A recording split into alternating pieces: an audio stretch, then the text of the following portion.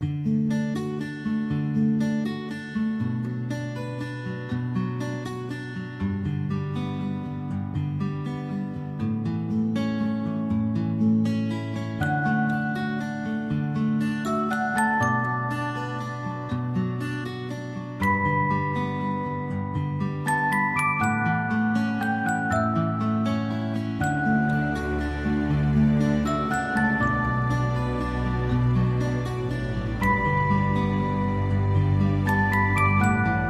عليكم بنات، كي دايرين؟ لاباس عليكم؟ نتمنى انكم تكونوا كلكم بخير وعلى خير ووصلكم فيديو هذه القناه نتوما في افضل الاحوال. معكم امينه من قناه دار الفرح. نتمنى انكم تكونوا في صحه جيده بخير وعلى خير ان شاء الله. الفيديو ديال اليوم كيف العاده غادي يكون مفيد جدا، ونتمنى انه يلقى الاستحسان ديالكم. اليوم البنات في هذا الفيديو جيت نشارك معكم الطريقه ديالي الخاصه السهله والبسيطه بحال ديما من المطبخ في تحضير المصير. غادي نشارك معكم واحد الطريقه مراكشيه سهله، يعني اغلبيه الناس هنا كيستعملوا هذه الطريقه هذه باش يكون عندهم الحامض المصير في الدار بلا ما نحتاجوا البنات ناخذوا ديال الزنقه اللي كيكون اللي كتعرفوا انه كيدار ليه الصودا وهذا. فبقاو معايا وتشوفوا الطريقه.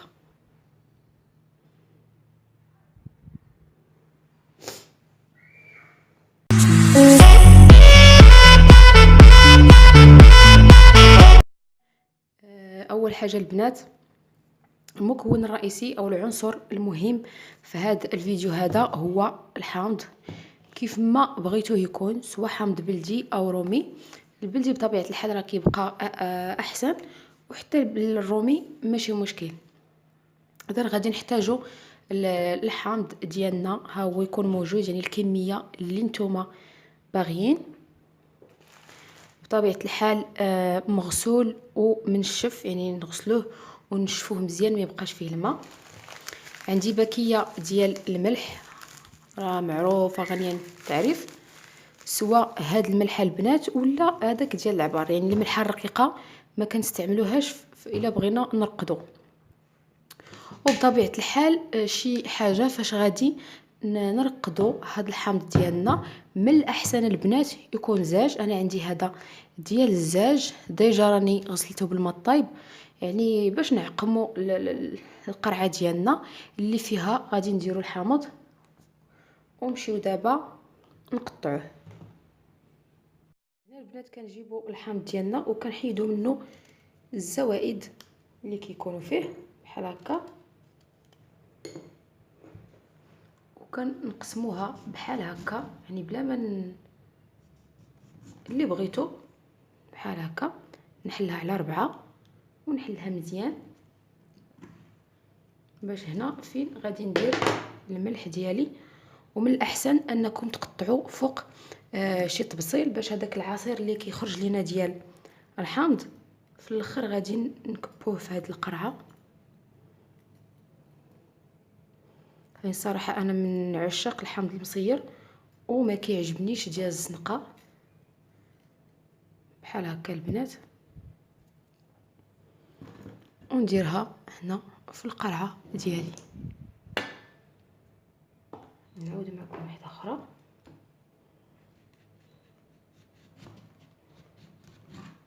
كما قلت البنات، بغيتو تقسموها على 4 راه كتقسموها، بغيتو غير تفلحوها بهذه الطريقه اللي درت انا.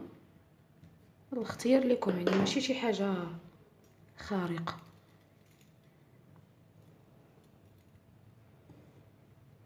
المهم هو اننا نعمرو الحامض ديالنا بالملحه مزيان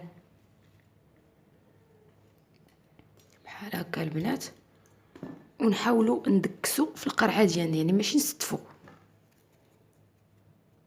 وغادي نستمر بهذه الطريقه حتى نسالي الحامض ديالي كله.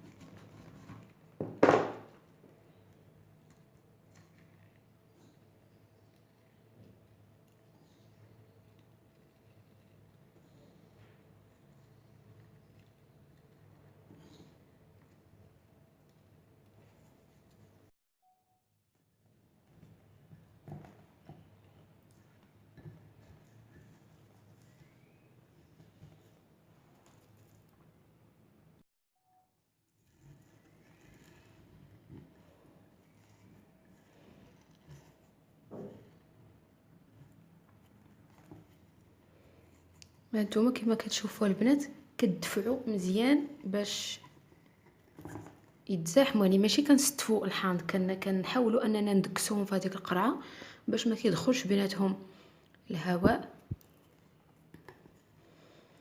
بحال هكا. وفاش كتشط لنا هذيك المليحه في الطبسيل وهذاك العصير ديال الحامض راه كنزيدوهم من الفوق. بعد البنات فاش نوجد هذاك الحامض ديالي وكنعمره بالملحه، كنسالي كندير شويه ديال زيت الزيتون من الفوق، غير شويه يعني ماشي بزاف. والقرعه البنات تكون محكمه الاغلاق، يعني ما يدخلهاش الهواء. انا هاد القرعه ديالي راه كتسد مزيان، ولكن احتياطا غادي ندير ليها بحال هكا.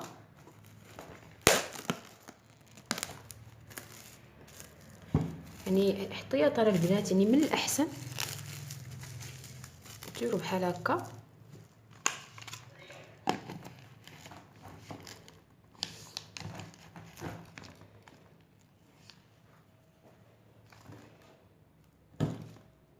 اذا البنات هذه هي القرعه ديال المصير اللي رقدت. كما كتشوفوا هذاك العصير ديال الحامض راهو حيت كنزيرو هذوك الحامضات كيبدا كينزل، حتى هذا الشيء كيعاون باش انه دغيا يولي عندنا مصير. واحد الطريقه اخرى البنات الا بغيتو تزيدوا تسرعوا، يعني تستعملوه في اسرع وقت، هو انكم كتجيبوا الحامض وكتكبوا عليه الماء الطايب وكتخليوه مده 10 دقائق حتى كيولي رطب. من بعد كتنشفوه عاد كديروا ليه هاد العمليه ديال الملح. هذاك الحامض البنات اللي كديروا ليه الماء الطايب راه ممكن تستعملوه يعني في 15 يوم كيبدا كيعطي النتيجه ديالو، يعني ممكن انكم تستخدموه في الوصفات ديالكم.